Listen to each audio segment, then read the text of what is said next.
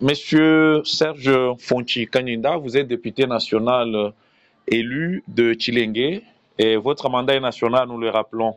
Vous êtes le représentant du peuple.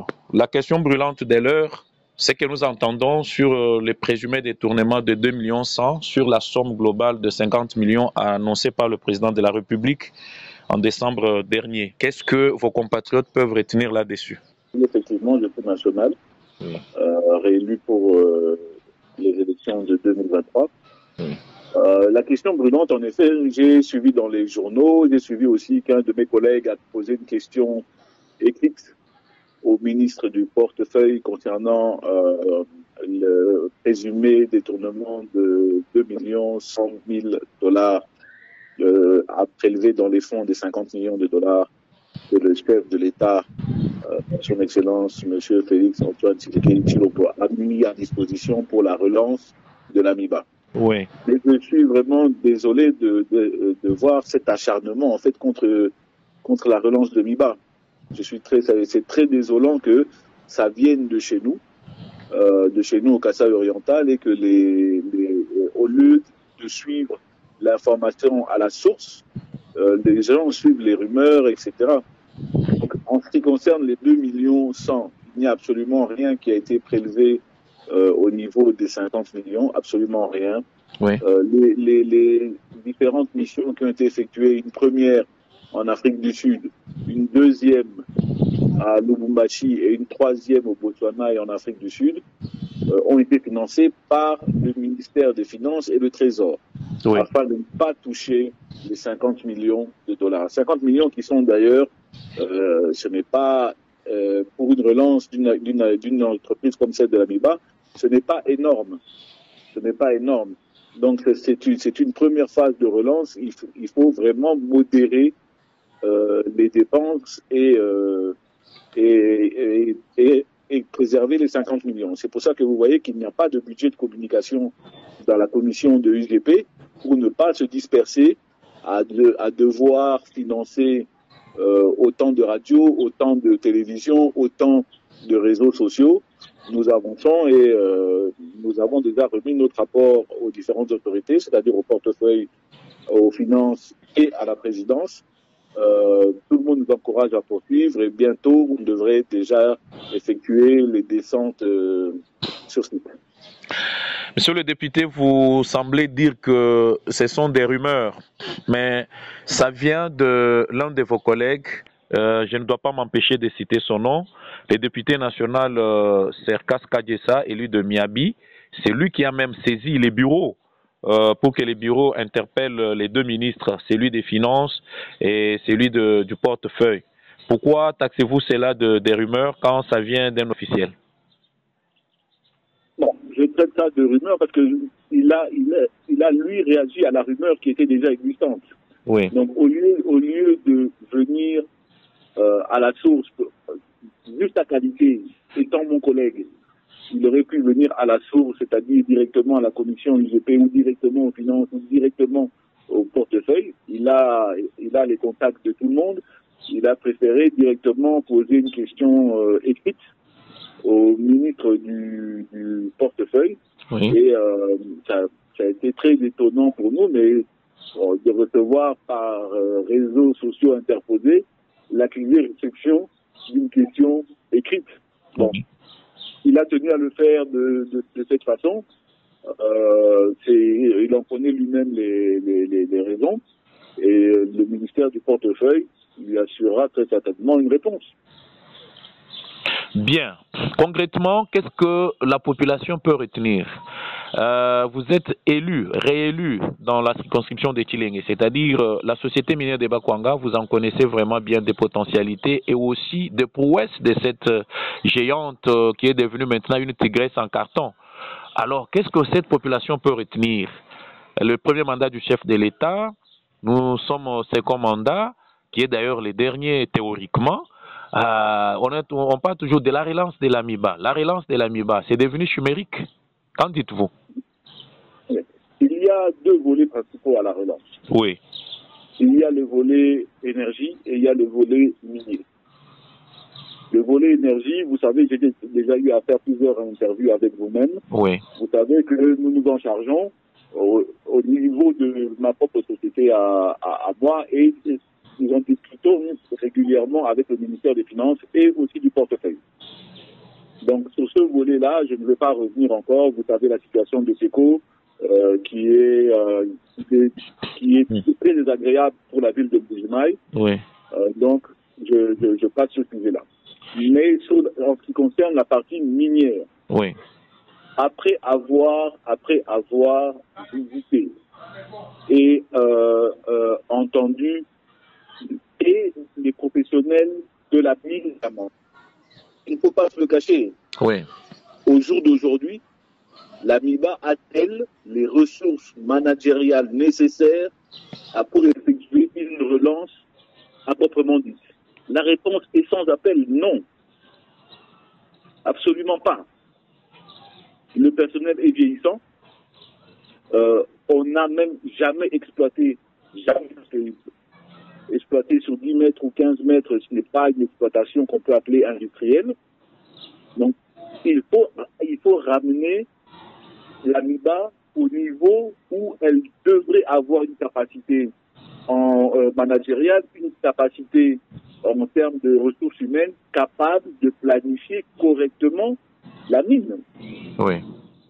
Capable de planifier correctement la mine. Et le chef d'État a choisi de confier la mission au portefeuille et aux finances, qui ont, eux, de leur côté, créé l'unité de gestion de projet. Je dis bien unité de gestion de projet. Donc, le rôle de la commission UGP, c'est uniquement de réunir les moyens sur le site qui permettront la relance des activités de la minière de Bakwanga. En aucun cas, ce n'est de gérer la mine. En aucun cas. Donc, l'arrêté est clair, il stipule que la UGP veillera à la mise en place, selon les normes réelles des mines, de diamants, une unité de production autonome, au sein de la minière de Bakwanga. Puisque vous suivez, l'État a déjà mis entre 2004 et 2008 plus de 40 millions de dollars à la MIBA. Quel est le résultat de ces plus de 40 millions de dollars? Absolument rien. Donc, le chef d'État a pris ses précautions, le gouvernement a pris ses précautions avant de disponibiliser les 50 millions, et tout le monde marche sur des œufs, y compris les ministères des Finances et du portefeuille qui viennent réellement, qui font pression à l'UGP pour réellement avoir rapidement des actions palpables et sentir que voilà la phase 1, le démarrage, donc avec une nouvelle certification, avec de l'exploration, avec des équipements, avec une nouvelle laverie ou plusieurs nouvelles laveries, et avec un nouvel entraînement pour de capacité pour les agents, peut-être du nouveau recrutement, et que cela se fasse de manière professionnelle. C'est ça qui est le plus important. En son temps, le ministre honoraire de Finances, Nicolas Kazadi-Nzuji, avait suggéré que la MIBA soit réduite ou bien transformée en mining. Comment trouvez-vous aussi cette suggestion-là? Je suis très d'accord avec mon collègue Nicolas Kazadi, ancien ministre des Finances. Oui. Il y a aujourd'hui la mine ne se pratique pas comme en 1961 à la création de la MIBA. Oui. Aujourd'hui, on peut séparer la production, on peut séparer le triage, on peut séparer l'évaluation, on peut séparer la commercialisation. Donc il faut chacun se concentrer et tirer son profit sur un secteur bien clair. La MIBA aujourd'hui ne peut pas faire de l'agriculture, ne peut pas faire de l'énergie, ne peut pas faire l'enseignement, ne peut pas faire des hôpitaux, oui. Des hôpitaux, de la santé, dans tous les sens. Tout ça, c'est de la charge sur la mine. Or, la mine doit se concentrer sur la mine. Regardez par exemple la situation de la SATEL. Oui. Où le CEC a fixé le taux de vente à $9. En violation du code minier. En violation du code minier, en violation de la loi, etc. Vous avez vu. Et les députés nationaux, moi je peux dire, et ce n'est pas leur problème, c'est les cadets de leurs soucis. Non. Dire ça, c'est mal connaître, c'est méconnaître tous les efforts et les travaux que les caucus et les députés individuellement ont fait sur ce problème. Ouais. Déjà à la législature passée, il y a eu plusieurs fois des réunions, plusieurs fois des lettres ouvertes adressées au ministère, plusieurs fois il y a eu énormément d'interpellations là-dessus. Malheureusement, il semble qu'il y ait des tireurs de ficelle qui empêchent toute évolution là-dessus. Va-t-on laisser aussi la MIBA? Regardez, l'assassin vient de pratiquement fermer. Pratiquement. Heureusement, il y a des avancées, on trouve des accords. Et elle aurait fait une vente à $11 le carat, oui. Ce qui de nouveau est très bas et ce n'est pas viable pour la province. Vendre à $11, c'est moins de taxes pour les communautés, c'est moins de taxes pour la province, c'est moins de réinvestissement pour l'assassin. Donc tout est négatif pour la province. Même si l'assassin peut survivre en faisant cette vente-là, mais ça ne convient pas à long terme. Donc, je reviens sur les propos de mon collègue Nicolas Kazadi. Oui. Je suis tout à fait d'accord que c'est un avis personnel, je tiens à le préciser. Je suis tout à fait d'accord que le mining doit rester le mining. Il faut chercher à ce que des nouveaux partenaires puissent prendre en charge la partie éducation. Pourquoi pas l'État lui-même? Il y a aujourd'hui la gratuité d'enseignement. Pourquoi est-ce que les écoles de la MIBA ne rentreraient pas dans ce cadre-là? Pourquoi est-ce que au niveau de la santé, de nouveau, on ne mécaniserait pas l'ensemble des médecins, infirmiers et personnels des hôpitaux MIBA? Oui. Donc, la MIBA doit se concentrer sur la production minière. La partie mining, voilà, la production minière. Oui. Elle ne doit même pas être, pour moi, il faut même plus avoir ni le triage, ni l'évaluation au niveau de la MIBA et puis ensuite du CEC. Non. Il faudra segmenter et créer une autre société au vu des pratiques qui se font ailleurs et qui fonctionnent. Pourquoi le secteur de diamant ne fonctionne pas que en RDC? C'est que le modèle est mauvais. Voilà. Il faut maintenant s'adapter au modèle récent. Le modèle qui fonctionne, c'est mining d'un côté, triage et évaluation d'un autre côté, pas forcément légale, qui n'existe pas au niveau actuel en RDC, une loi proprement dite pour le mining de diamants. Alors que tous nos collègues de la SADC qui ont des diamants, que ce soit la Namibie, le Botswana, l'Afrique du Sud, l'Angola, ils ont des lois dédiées totalement au secteur. Oui. C'est particulier comme mining, il faut respecter. Voilà. Que répondrez-vous à ceux qui pensent que la question MIBA est beaucoup plus politique que technique? Je pense que le problème, c'est que tout le monde veut faire de la politique. Oui. Et que malheureusement, tout le monde n'est pas politicien, mais tout le monde a accès aux réseaux sociaux. Donc, dès que quelqu'un ne trouve pas son compte quelque part, oui. Il va provoquer dans les réseaux sociaux des rumeurs comme celle-ci et va encourager les gens à s'impliquer peut-être dans quelque chose où il ne fallait pas s'impliquer. Là, pour le moment, nous sommes arrivés déjà, comme j'ai dit en début d'interview, à une étape où les rapports définitifs ont déjà été transmis. Oui. Plusieurs réunions ont été tenues, d'autres se tiendront encore. Et les intervenants pour la relance, les intervenants internationaux pour la relance sont déjà connus. Et il s'agit maintenant pour l'autorité suprême de bien vouloir donner l'impulsion finale. Oui. Et à ce moment-là, nous nous lancerons dans le combat. Oui, est-ce que dans cette somme-là, disons, dans des estimations globales sur la relance de la géante minière de Bakwanga, avez-vous intégré toutes les dettes que la MIBA doit aux travailleurs et aussi les dettes qu'a l'État congolais envers l'AMIBA. La dette certifiée de l'AMIBA, oui, malheureusement, est en train de se terminer. Elle était estimée, si je ne m'abuse, à 80 millions de dollars. Donc, de dollars. Elle est en train de s'épuiser. Chaque mois, l'AMIBA reçoit plus d'1 million de dollars du Trésor donc de l'État qui est son actionnaire majoritaire, oui, pour pouvoir payer les travailleurs, puisqu'elle produit, disons, de manière non fiable. Elle a quand même une production. Que fait-on de cette production? On ne sait pas. On ne sait pas. Donc oui, est-ce que les 50 millions sont suffisants? Je dirais oui, c'est suffisant pour relancer l'activité. Et non, ce n'est pas suffisant pour la ramener au niveau où elle était à l'heure de la grande MIBA.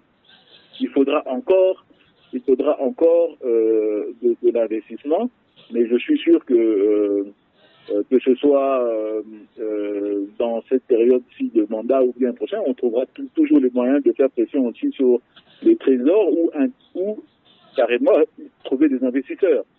Vous voyez qu'il y a toujours des gens qui viennent à la porte, mais le problème, c'est que nous n'avons pas assez de données pour valider des investissements. Et c'est ce à quoi UGP, le ministère du Portefeuille et le ministère des Finances qui nous gèrent, va s'appeler.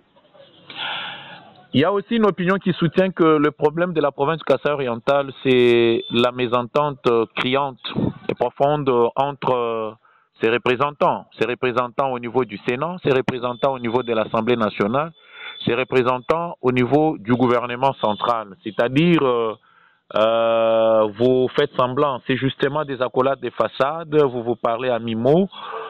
C'est ça aussi le malheur de la province du Kasaï-Oriental, parce que vous ne mettez pas sur la même longueur d'onde. Je pense que aujourd'hui vous avez pu voir, c'est vrai qu'il y aura toujours très certainement comme partout ailleurs des affinités et des mésententes. Oui. C'est vrai que nos politiciens, je me mets dedans aussi, oui, ont disons des caractères difficiles. Donc je ne m'exclus pas. Nous avons des caractères difficiles. Mais je pense que on saura mettre nos égos de côté et pouvoir travailler ensemble quand il faudra. Il n'y a pas de souci à ce côté-là, je pense. Vos électeurs MIBA vous ont entendu. Maintenant, parlez à vos électeurs SACIM. SACIM, où est-elle? À la morgue, au cimetière, à l'hôpital, ou bien elle est ambiante? Après avoir reçu pendant de longues heures le comité SACIM, oui, donc nous avons reçu des Chinois et des Congolais. Nous les avons entendus, ils ont toujours l'envie de pouvoir produire. Oui. Ce qui pose réellement le problème, c'est le prix de vente à leur imposer par l'arrêté. Donc, nous allons très certainement reconvoquer au niveau du caucus le ministre des mines, oui, et on pourra lui poser la question à savoir pourquoi il n'a pas encore abrogé l'arrêté qui pose problème et qui est contraire à la loi. Dans ce sens-là, en pouvant espérer obtenir qu'il avance et que la SACIM retrouve son éclat. De l'autre côté, il est clair que au niveau de la SACIM, il y a une flagrance dans beaucoup de choses. Le cahier de charge, la responsabilité sociétale n'est absolument pas respecté. Absolument pas respecté. Oui. Il se félicite d'avoir construit, alors qu'ils sont là depuis pratiquement 14 ans, ils se félicitent d'avoir construit 5 ou 6 écoles, d'avoir construit un hôpital. C'est très très peu. C'est très très peu. C'est très peu. Donc ils vont devoir aussi répondre à cela. Il ne s'agit pas de venir prendre des diamants de la province et d'aller construire ailleurs. Il s'agit aussi de développer les communautés locales. Donc moi, en ce qui me concerne, je pense que la SACIM va relancer les activités cette semaine, comme ils l'ont prévu, la semaine prochaine plutôt. Et l'énergie électrique reviendra au fur et à mesure qu'ils vont relancer les machines de Toubitoubidi. Oui. Et la SNEL pourra faire sa desserte. Voilà. Sur les députés... C'est une information qui a été confirmée aussi avec une réunion avec la direction générale, le DG de la SNEL. Sur le député national, que trouvez-vous aussi derrière le refus de l'abrogation de l'arrêté? Au lieu de rapporter l'arrêté ou bien au lieu de l'abroger, les ministres fait semblant. Ne trouvez-vous pas qu'il y a un cul sous roche, il y a quelque chose qui serait derrière là? Et à votre avis, ça peut être quoi? Ça viendrait d'où? Effectivement, il peut devoir s'expliquer, mais il est présumé innocent. Donc, il va devoir s'exprimer clairement devant le caucus. Et si les réponses ne sont pas satisfaisantes, nous l'amènerons à la chaire, à la plénière, et il expliquera. Bien. Vous avez dit la répétition est la mère de la science, comme on l'a dit. Et où en est-on avec Maitland pour l'exploitation de la ville? Voilà. Les sociétés, donc SECO et notre société Maitland, ont déjà été départagées au niveau du ministère des Ressources hydrauliques et de l'ARE et même du cabinet du chef de l'État. Donc, des différents courriers ont déjà atteint la direction générale d'AMIBA et les différentes autorités du gouvernorat, ainsi que tous les intéressés. Maintenant, nous sommes dans l'attente d'un courrier au niveau du gouvernorat. Je pense que je ne vais pas donner plus de précisions parce que monsieur le gouverneur, son excellence monsieur le gouverneur, a déjà promis de nous inviter officiellement pour une séance de travail à Mbujimayi pour nous permettre de démarrer nos travaux. Quelle est l'expertise? Quels sont vos atouts? Quels sont les atouts de Maitland? D'abord, nous détenons la concession de l'Ubulangi 1, qui est le seul document légal qui autorise à travailler sur la concession. C'est pourquoi on ne comprend pas pourquoi SECO a eu accès à la centrale, mis à part les intérêts privés de certains dirigeants de l'ANUDA. Nous ne comprenons pas pourquoi ça a été fait. Et c'est pourquoi son Excellence ministre des Ressources hydrauliques, électricité et celui du portefeuille ont tenu à faire respecter la loi et en demandant aux différentes autorités de ne pas bloquer le démarrage des travaux de notre projet pour le bien de la province. Les défauts du démarrage de travaux seraient dits aussi par la mésentente entre le PCA et le DG de l'AMIBA. Bien sûr, bien sûr, bien sûr. Et, il semble que la société SECO n'est pas tombée du ciel. La société SECO n'est pas tombée du ciel. Donc il faudrait voir qui a signé ce contrat, malgré déjà l'existence d'un contrat et malgré que la loi est claire. L'article 8 de la loi du 14 juin est très très clair. Toutes les infrastructures de production hydroélectrique et géothermique sont du domaine public. Il appartient donc à l'ARE, l'autorité de régulation d'électricité, d'attribuer les sites. Aucune des centrales de Tchala ne peut être contraire à la loi, et la loi est claire. Ces centrales appartiennent à l'État et non à l'IBA. Vous confirmez que Maitland est dans la régularité et que son challenger, bien son adversaire, non? Nous sommes dans la régularité, le challenger est aux abois, même il essaye de trouver ici et là des moyens pour payer les agents ENERCA. Mais vous voyez bien qu'après une année de contrat, après plus d'une année de contrat, ils n'ont absolument rien fait. Vous êtes aujourd'hui la centrale de Lubumbashi 1 qui fonctionne avec une seule machine.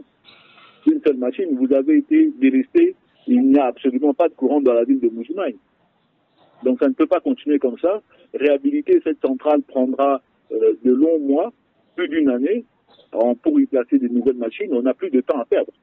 Et au niveau de Matilène, nous avons déjà réglé ces problèmes-là, d'où l'attribution de la concession sur l'énergie 1 en appel d'offres. Il y a eu aussi d'autres personnes qui ont répondu à cet appel d'offres. Nous avons remporté l'appel d'offres très loyalement. À notre niveau, maintenant, c'est pour l'exécution. Il ne faut plus tarder. Bien.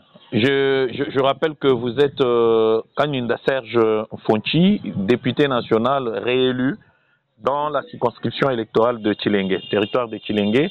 Et votre mandat est national, bien sûr, mais quand il vous arrive de rencontrer le président de la République, le chef de l'État, qu'est-ce que vous lui dites concrètement de votre province? Parce que ça semble patauger, et c'est évident. Vous avez relevé le problème. Il y a un problème de cacophonie politique. Oui. Et nous avons énormément d'autorités pour le moment issues de notre province. Et tout le monde y va de son poids. Tout le monde y va de son poids. Il n'y a pas une vraie synchronisation, une vraie synergie des énergies. Oui. Donc, je pense que c'est là qu'il faut plus travailler. Donc, il faut pouvoir nous parler plus souvent et pouvoir harmoniser avec les différents travaux que le pouvoir central fait, mais aussi avec la vision de l'autorité provinciale, qui clairement, moi, je n'ai jamais eu de souci avec monsieur le gouverneur. Oui. Il exprime vraiment son envie de pouvoir développer. Mais peut-être qu'à son niveau aussi, il subit des pressions, il subit des chantages, il subit beaucoup d'actions politiques qui ne facilitent pas la vie. Donc il faut lui accorder, je pense qu'il est là depuis un peu plus d'une année, il faut encore lui accorder du temps, et je suis sûr que c'est sous son leadership, sous son mandat au gouvernement, qu'au moins nous aurons l'énergie, parce qu'il lui donne beaucoup de son temps, il lui donne beaucoup... et voilà. De ce côté-là, il faut le féliciter. Monsieur le député national, nous vous disons merci.